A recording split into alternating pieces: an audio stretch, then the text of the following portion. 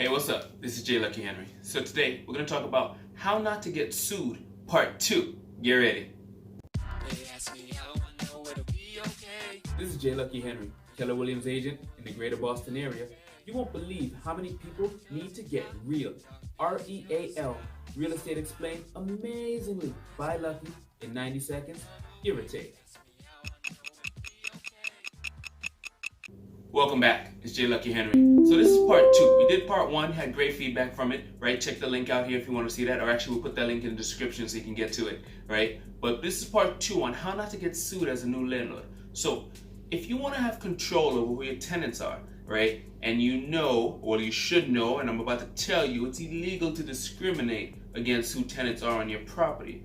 But if you are an owner-occupied, right, throw that in there. If you're an owner-occupied, you have a little bit more control over who lives there because, you live there. So the government allows you to take a little bit more of a, not discriminatory, but a preferential treatment or selection over who lives with you because you're going to inhabit that space. So that makes sense, right? Just like you could choose a roommate. They're not exactly a roommate. You know, they live in a unit below or above you or side by side. So you get a little bit more preferential treatment.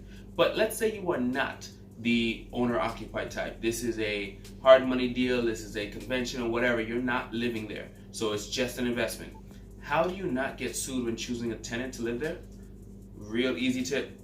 Follow the fair housing laws, right? So we did an in-depth video on fair housing. That video can be found here. But basically, you want to not discriminate against age, sex, religion, family size, right? There's a couple different things on there that you should definitely check out.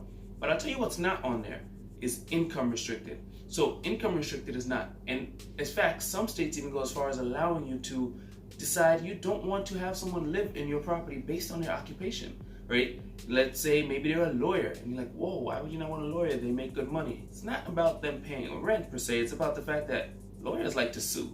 And this video is titled, How Not to Get Sued. So, right, that's one thing, right? Check of course with your state if you can do that or not. But so a lot of people are like, oh man, they didn't take me because I'm on Section 8 or this and that. And yeah, some states allow them to actually do that. I think it's unfortunate, but sometimes that can happen. Now, there are some reasons why they cannot discriminate against you for Section 8, right? And you should definitely check this link below as well, because that'll go in further depth explaining that as well.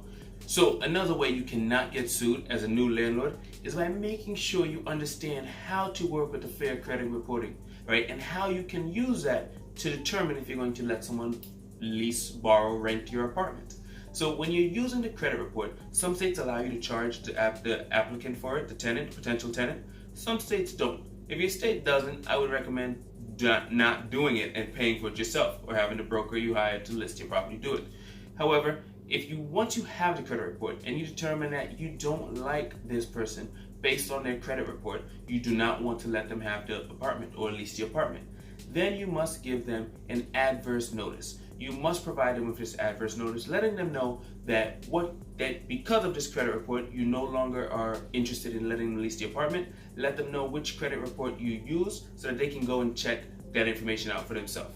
If you do not do that, you will be opening yourself up to face legal ramifications. Because not everyone's going to press the charges, but everyone would have grounds to press the charges if you do that. So do not use a fair credit reporting if you're not going to give adverse notice when you turn it down, because otherwise you're opening yourself up to liability. And follow the fair housing laws. This way you do not open yourself up to even more liability. This is part 2 on how not to get sued as a new landlord. Hope it helps. It's been real. It's been 90. Gotta go. We'll be back tomorrow with another video. This is J. Lucky Henry, and I'm here to keep it real with you. Whether you're looking to buy, sell, or invest in real estate, call or text 978-712-0244 and make sure you subscribe to my channel for more.